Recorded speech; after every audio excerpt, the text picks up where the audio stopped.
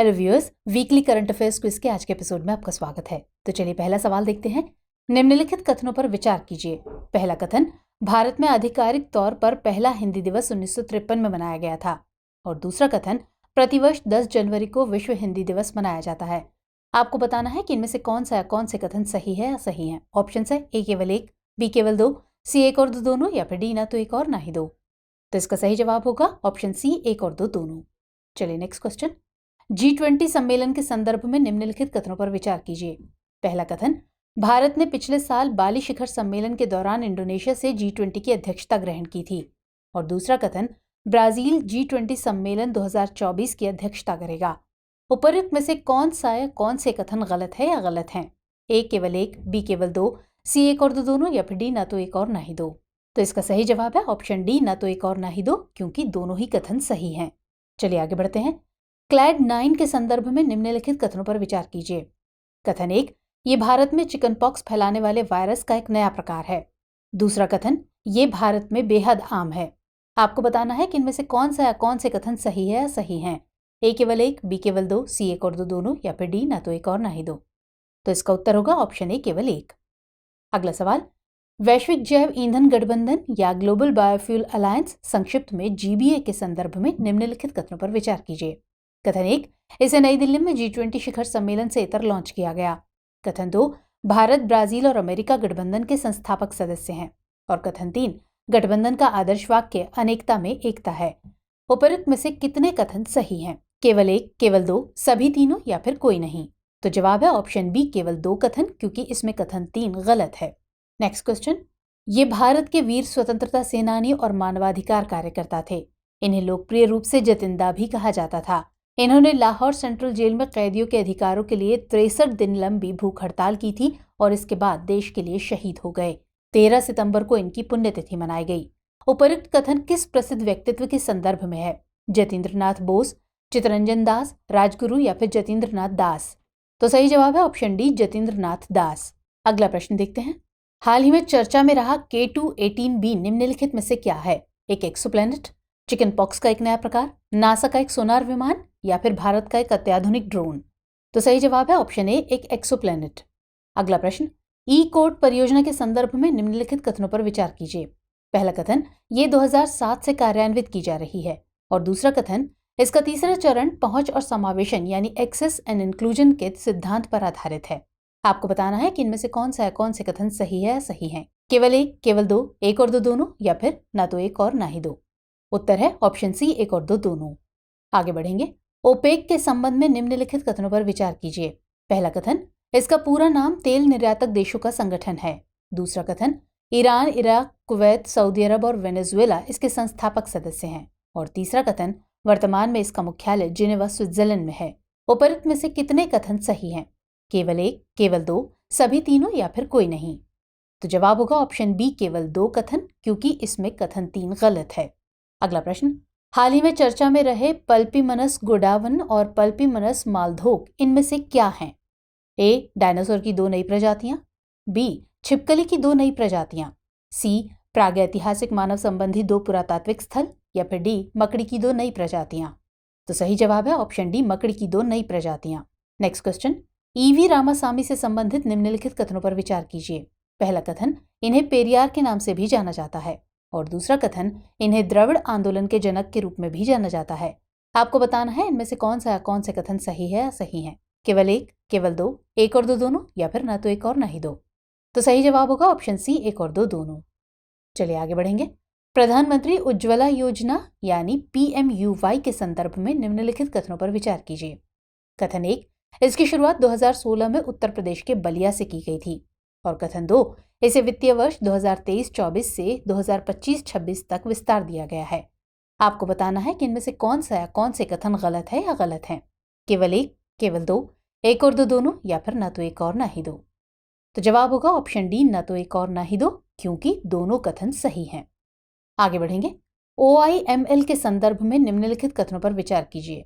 पहला कथन, इसका पूरा नाम international organisation for legal metrology है। दूसरा कथन, भारत OIML प्रमाण पत्र जारी करने वाला दुनिया का 13वां देश बन गया है। और तीसरा कथन, भारत 1956 में इसका सदस्य बना था। उपरोक्त में से कितने कथन सही हैं? ऑप्शन है केवल एक, केवल दो, सभी तीनों या फिर कोई नहीं। तो सही जवाब होगा ऑप्शन सी, सभी तीनों। चलिए अगला सवाल देखेंगे। अभियंता दिवस या इंजीनियर्स डे के संदर्भ में निम्नलिखित कथनों पर विचार कीजिए। कथन 1, यह हर साल 15 सितंबर को मनाया जाता है। और कथन 2, भारत सरकार ने वर्ष 1968 में डॉक्टर एम विश्वेश्वरैया की जन्मतिथि को अभियंता दिवस के रूप में घोषित किया था। आपको बताना है इनमें से कौन से कथन गलत है या गलत है। केवल एक, केवल दो, एक और दो दोनों, या फिर ना तो एक और ना ही दो। तो इसका सही उत्तर होगा ऑप्शन डी, ना तो एक और ना ही दो, क्योंकि सभी कथन सही हैं। चलिए अगला सवाल। स्किल इंडिया डिजिटल यानी SID से संबंधित निम्नलिखित कथनों पर विचार कीजिए। कथन 1, इसे राष्ट्रीय कौशल विकास निगम द्वारा विकसित किया गया है। और कथन 2, इसका उद्देश्य भारत के कौशल, शिक्षा, रोजगार और उद्यमिता परिदृश्य में तालमेल बैठाना और बदलाव लाना है। उपरोक्त में से कौन से कथन सही है या सही है। ए केवल एक, बी केवल दो, सी एक और दो दोनों, या फिर डी ना तो एक और ना ही दो। तो इसका सही उत्तर है ऑप्शन सी, एक और दो दोनों। Next question. Central bank digital currency यानी CBDC के संदर्भ में निम्नलिखित कथनों पर विचार कीजिए। कथन 1, यह मुद्रा का एक इलेक्ट्रॉनिक रूप है जिसका उपयोग संपर्क रहित लेन देन में किया जा सकता है। और कथन 2, भारतीय रिजर्व बैंक ने 2022 में थोक CBDC पायलट योजना लॉन्च की थी। उपरोक्त में से कौन से कथन सही है या सही है। केवल एक, केवल दो, एक और दो दोनों, या फिर ना तो एक और ना ही दो। तो सही उत्तर है ऑप्शन सी, एक और दो दोनों। आगे बढ़ेंगे। निपाह वायरस के संदर्भ में निम्नलिखित कथनों पर विचार कीजिए। पहला कथन, ये एक जूनोटिक वायरस है। दूसरा कथन, ये टेरोपोडिडे परिवार के फ्रूट बैट के जरिए फैलता है। और कथन 3, इसमें मृत्यु दर अनुमानतः 40 से 75% है। आपको बताना है इनमें से कौन से कथन सही हैं। ऑप्शन है ए केवल एक और दो, बी केवल दो और तीन, सी केवल एक और तीन, या फिर डी उपर्युक्त सभी। तो जवाब होगा ऑप्शन डी, उपर्युक्त सभी। चलिए नेक्स्ट सवाल। विश्व ओजोन दिवस से संबंधित निम्नलिखित कथनों पर विचार कीजिए। पहला कथन, यह हर साल 16 सितंबर को मनाया जाता है। और दूसरा कथन, 2023 में इसकी theme Montreal protocol fixing the ozone layer and reducing climate change है। उपरोक्त में से कौन से कथन सही है या सही है। ऑप्शन है ए केवल एक, बी केवल दो, सी एक और दो दोनों, या फिर डी ना तो एक और ना ही दो। तो इसका उत्तर होगा ऑप्शन सी, एक और दो दोनों। चलिए नेक्स्ट क्वेश्चन देखते हैं। सलेम साबूदाना के संदर्भ में निम्नलिखित कथनों पर विचार कीजिए। कथन 1, ये तमिलनाडु में GI टैग पाने वाला 50वां उत्पाद है। और कथन 2, साबूदाना या सैगो कच्चे टैपियोका जड़ों से कुचले गए गीले स्टार्च पाउडर से बनाया जाता है।